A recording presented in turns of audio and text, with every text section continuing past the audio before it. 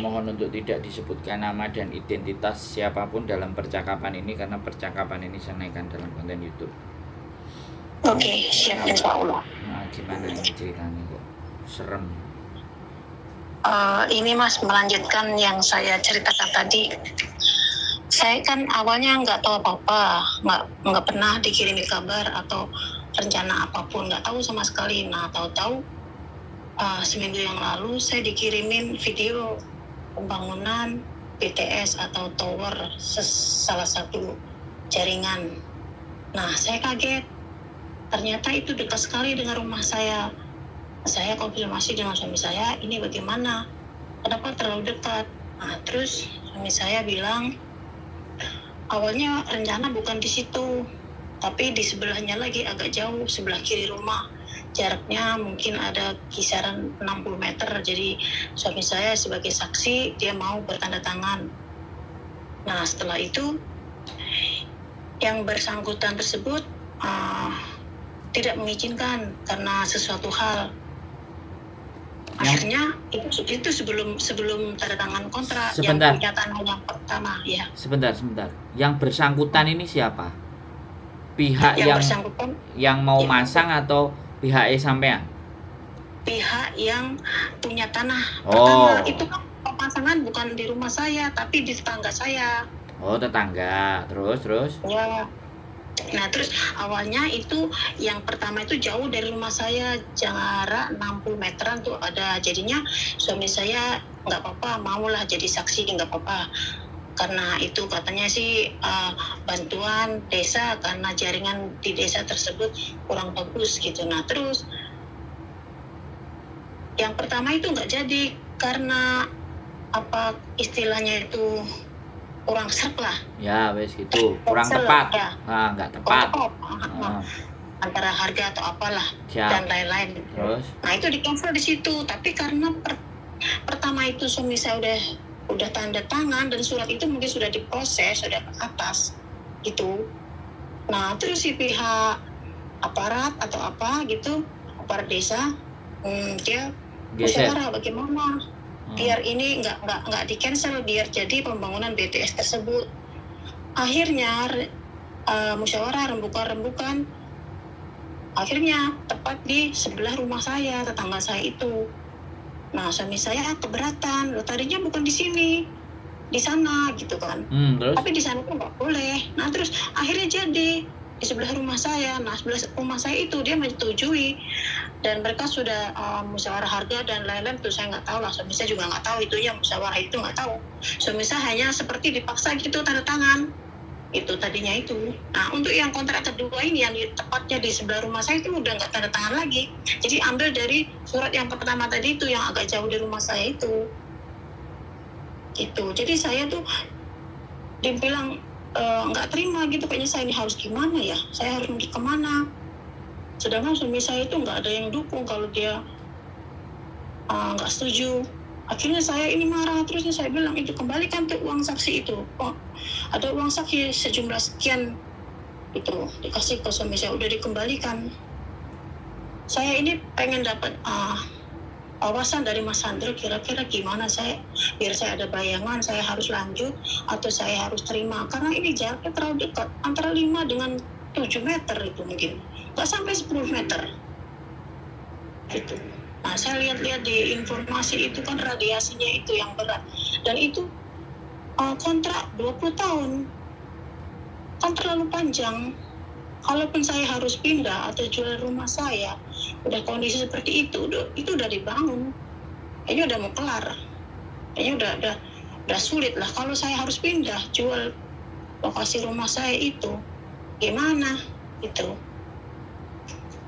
Untuk harga ya mungkin udah jatuh. Ini harus gimana ya Mas supaya saya ada bayangan harus kemampuan saya atau gimana gitu ya baiknya. Udah gitu aja. Oke. Sekarang giliran saya ngomong ya. Kalau saya yang ngomong, saya jangan dipotong dulu ya sampai saya ngasih kesempatan atau interupsi ya gitu biar enak. Jadi gini Mbak, hal semacam ini nih hal yang sudah lumrah dan sering terjadi persengketaan untuk pembuatan tower ya, atau apa ya, saya kemarin juga pas pulang ke Indonesia ada 3 bulan itu ikut pengacara yang notabene-nya teman saya sendiri untuk mengurusi di kantor desa tentang penempatan yang tidak ada kesepakatan, yang belum sepakat ya. Pengacara, LSM semuanya maju. Jadi gini, kalau itu sudah ditandatangani, apalagi sudah dilaksanakan pembangunan, artinya semuanya sudah dapat uang. Kalau semuanya sudah dapat uang dan sudah tanda tangan di situ, kalau ataupun kita tidak terima, kita ngajukan pengacara, uang kita itu akan keluarnya lebih ngeri. Ya ini pertimbangan saya ngomong ya.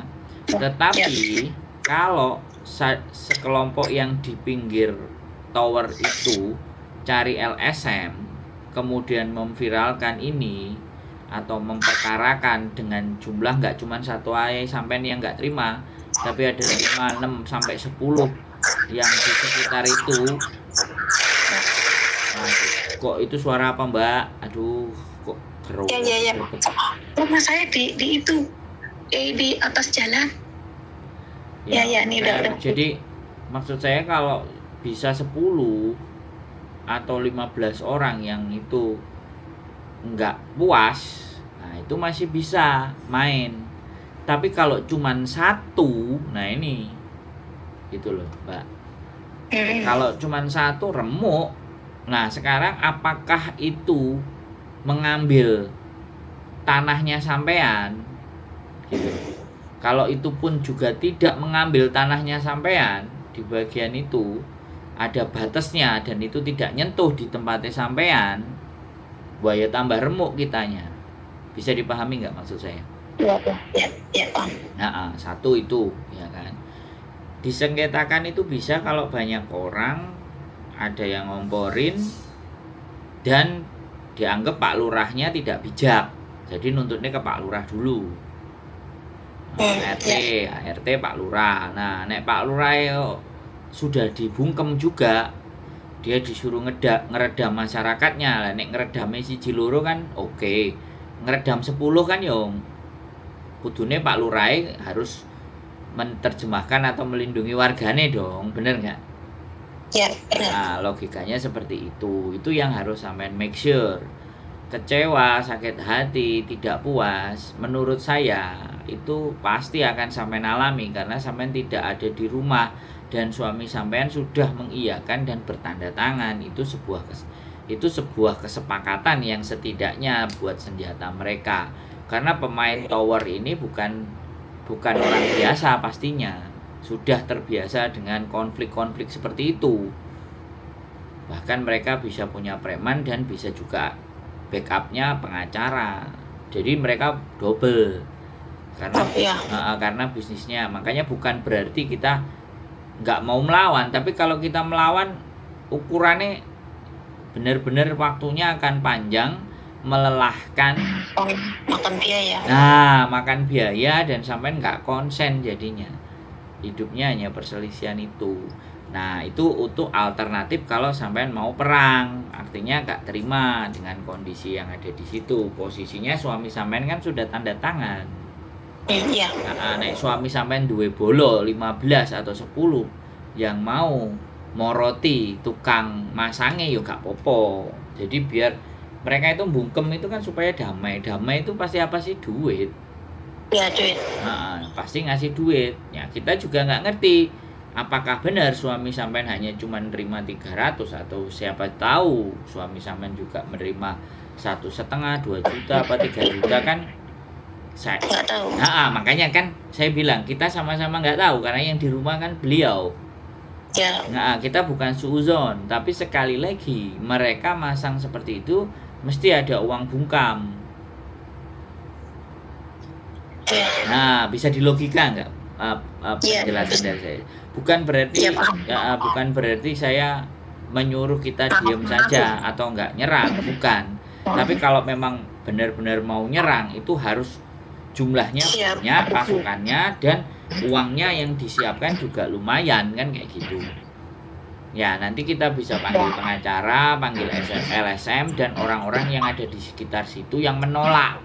Biasanya orang-orang yang menolak ini yang nggak dapat duit, yang nggak dapat bagian di sekitarnya tower. Tapi kalau dia sudah kecipratan, dia malah sih ngomong ke kita, wis tala, nggak apa-apa. Lah itu indikasi dianya udah dapet, kan gitu dong, denger ini. Iya. Nah, ya tinggal sampean berunding sama suami. Tonggo-tonggomu piye? Tonggo-tonggo sekitar yo nrimo apa budal ora? Nek sepakat ya wis, nek gak sepakat ayo digas. Tapi minimalnya 15, 10, 4 di sekitar situ. Dia biasanya kalau tower itu radius 10 meter bisa 20 meter, orang yang di sekitarnya itu wis diketik, Mbak. Ya. Nah, sudah di pembukaan dulu. Uang diam lah intinya. Uang diam, uang hutang. Nah, iya seperti itu. Nah, terus kalian sampean mau jual, menurut saya nggak ada masalah. Nggak khawatir dengan harga jatuh gara-gara radiasi dan semuanya. Enggak. Tower internet ya. Kalau tower internet itu nggak apa-apa. Tapi kalau tower sutet itu listrik baru. Tower sutet itu listrik. Nah, kemungkinan yang kalau tower internet itu kalau pas lampu mati, listrik mati, dia pasti nyalain genset di bawah. Nah, itu berisik. Ya, polusi suara intinya di situ. Kalau lampu lagi mati, karena kan tower itu harus tetap jalan supaya mereka dapat duit. Jaringannya tetap lancar. Nah, itu gambaran yang dari saya. Jadi ketika memang sampean mau memperkarakan dan membuat ini rame, lihat dulu sekitar. Nah, itu dia. Nah, ya kan ini kan kita kan diskusi kan, Mbak. Ya. Kita kan ngobrol kan boleh jadinya. Jadi seperti itu. Kalau saya kemarin pernah ada kasus dan ternyata nggak jadi pemasangannya. 15 orang. 15 orang itu maju, tambah ada lagi LSM. Ya. Terus ada pengacara, akhirnya mundur yang punya tower. Kemungkinan yang punya tower juga sudah bayar. Tapi yang dibayar gak wani vokal. Jadi bisa jadi seperti itu. Kasus ini saya pernah pulang itu nemenin temenku pernah. Jadi orang-orang yang dapat duit depan rumahnya itu dibakar, Mbak, dikasih bakar ban-ban. Oh. Sudah sampai kayak gitu loh, ngeri kan. Jadi yang bersangkutan yang punya lokasi itu. yang dapat duit. Sing protes kan yang nggak dapat duit. Ya. Ya, jadi kena opo di sekitar situ, dekat situ kok dia nggak ikut belain bantuin kita. Tapi kok diem aja, berarti dia dapat duit, bakarin ban 4-5 rumah itu. Jadi rowame. Kepala desanya sampai camat, Babinsa, Babin Kamtipmas datang semua. Pas saya kemarin nulis penelitian tentang mau ada pendirian pabrik rokok gitu. Pas saya main di situ juga. Ya cuman ngelihat orang bakar-bakar terus tanya, soalnya kan saya berurusan sama Pamonge. Oh iya. Terus Pamonge jelasin. Ya kebetulan sih sama seperti yang sampean kasuskan ini kan. Jadi ada pengalaman ya Mas Andro. Ya setidaknya itu ketemu dan ngobrol sama RT RW-nya, kepala dusun sampai lurai. Begitu lurai turun terus dikasih tahu lah, terus sing tukang masang yo nek sampean mau sepakat yo silahkan didudukan, ayo kita rapat di balai desa.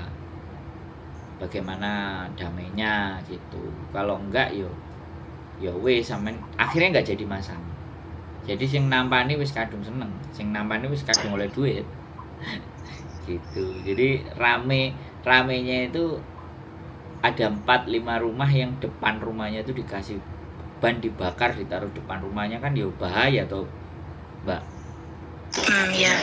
Tapi nek wis sing nampa cuman 5 apa 6, lah sing gak trimo 15, wo ya sing 15 maju kan. Intinya kan orang desa kan begitu gitu loh. Wes. Itu kalau Ya. dari kacamata saya.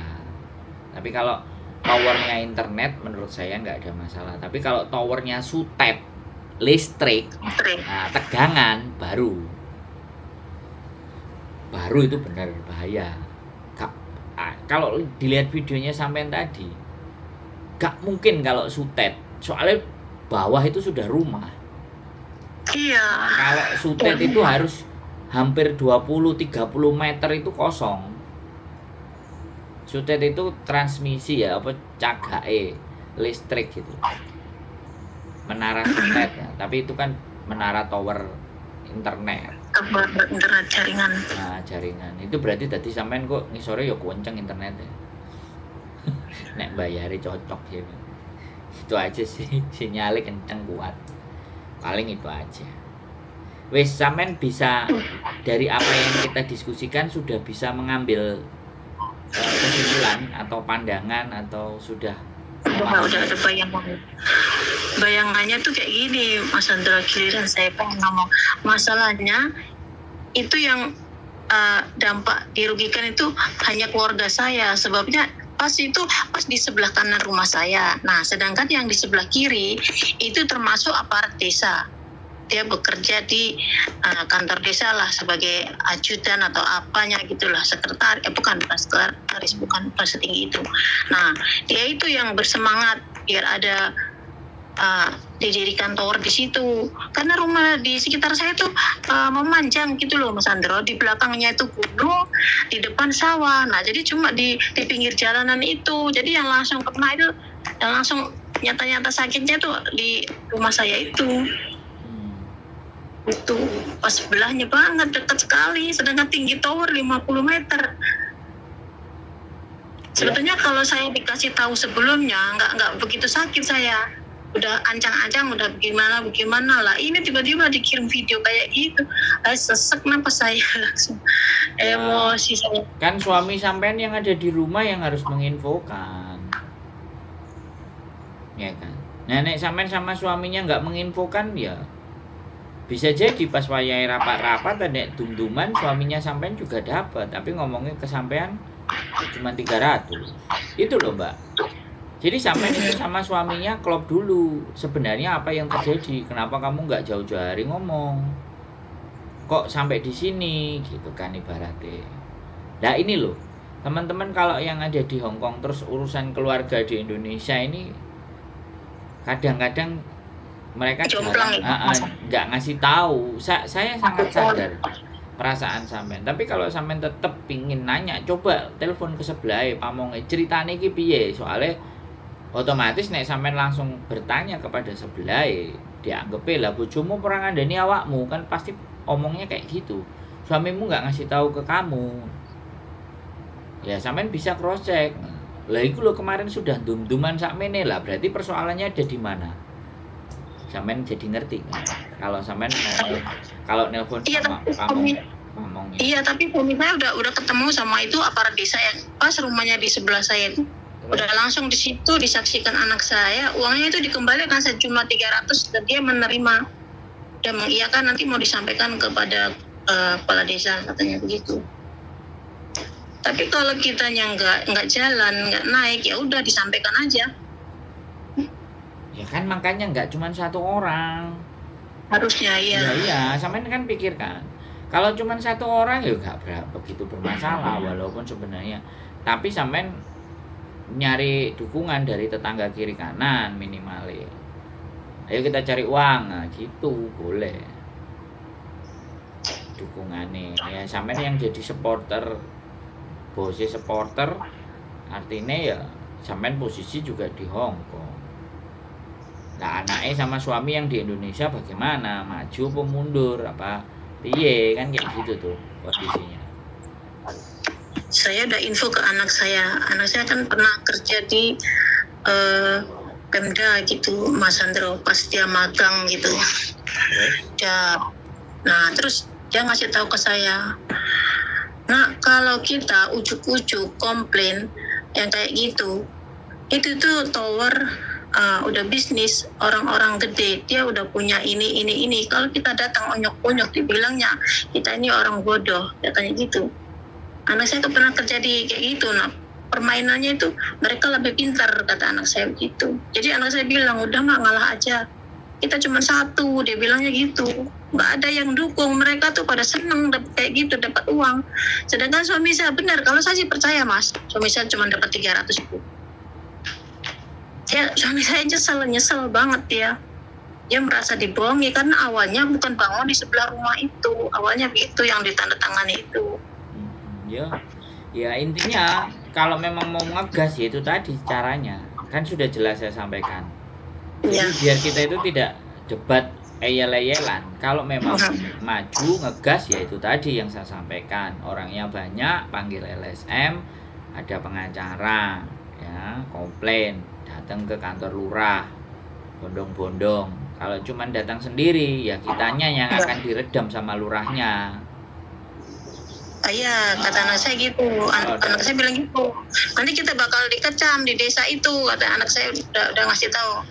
Makanya karena kan, dukungan kita kurang kuat, udah kalah. Awalnya udah tanda tangan itu, kata anak saya begitu. Kena lagi kita malahan. Suami sudah tanda tangan dan bisa jadi berkas tanda tangannya itu tidak dibaca dengan seksama. Apa isinya yang tertera di situ? Dan kita pegang kopinya enggak, kan kayak gitu. Kena lagi kita double. Makanya nggak ada, yang pasti nggak ada. Nah, kan itu ceritanya. Dibaca secara seksama enggak, difoto enggak, punya salinan enggak. Kalau ada salinan dan ternyata sebelumnya 10 meter jauh di sana terus kena deket, kalau ada salinannya, nah bukti salinan itu buat perang, itu pun sendiri nggak ada masalah karena ada bukti salinan. Kalau nggak pegang bukti salinan, nah itu dia persoalannya. Kitanya yang dilibas sama mereka. Iya paham. Nah, jadi sekali lagi ya Bu, sekali lagi Mbak, saya ngomong bukan nggak berani ya, bukan wis tenang aja, nggak, semua pilihan disampaikan. Tapi kalau maju ya itu tadi konsekuensinya. Harus siap konsekuensinya ya. Ya itu yang jelas pasti. Hukum Indonesia semua bisa dibeli.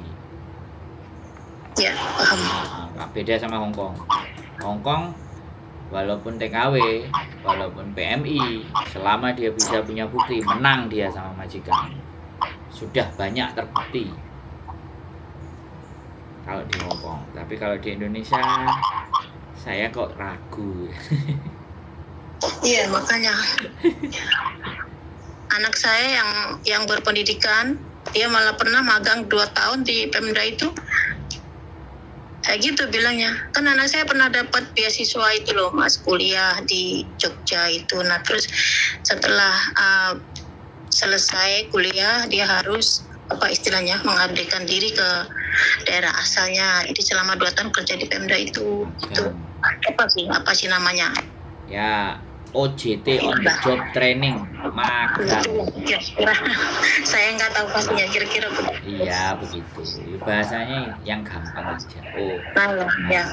Ya, jadi sudah jelas kan kira-kira pandangannya, ngobrol kita, diskusinya kan sampai sudah bisa ngambil kesimpulan kan Bu? Ya sudah. Mana seperti itu.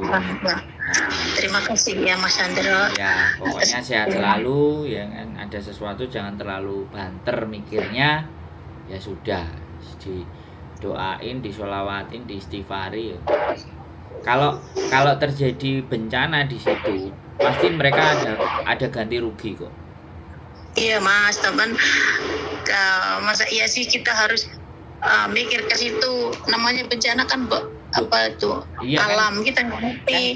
Cuman yang saya pikirkan itu yang radiasi yang nampak secara langsung gitu loh. Kan saya tadi bilang Bu, kalau towernya internet, sekali lagi saya jelasin sama sampean ya, saya jelasin sekali lagi ya. Kalau internet itu hanya berisiknya itu dieselnya untuk listrik. Kalau itu kalau itu internet ya. Tower internet. Tapi kalau itu sutet, jadi pembagian arus listrik baru.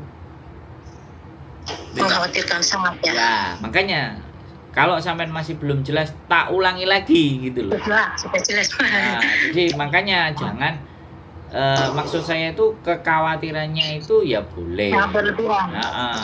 Jadi sampean kalau dari apa yang saya katakan ternyata tidak membuat sampean untuk lebih percaya, sampean googling dampak ya kan, dampak tower internet terhadap apa dampak negatif tower internet di sekitar rumah, di area sekitar. Nah, itu nanti sampean baca hasilnya apa.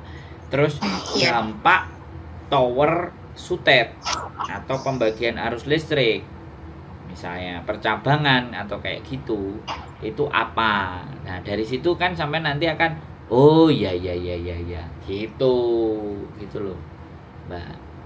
Bisa dimengerti kan? Sudah bisa dipahami.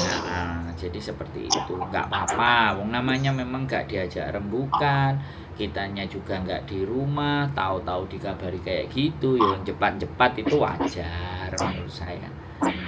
Kaget itu wajar. Terus kok bisa, kok begini, kok begitu, rasa kecewa itu ya saya memakluminya. Gitu. Iya sudah, terima kasih Mas Andro atas penjelasannya. Sehat selalu ya, jangan terlalu berat pikirnya ya. Sehat selalu sampean. Yuk, matur sembah nuwun. Yuk, bye-bye. Assalamualaikum. Waalaikumsalam. Oke, terima kasih teman-teman. Ya, namanya bertanya, segala hal yang bisa kita jawab, kita jawab. Oke. Terus semangat, keep stay tune my YouTube channel and see you next video. Bye-bye.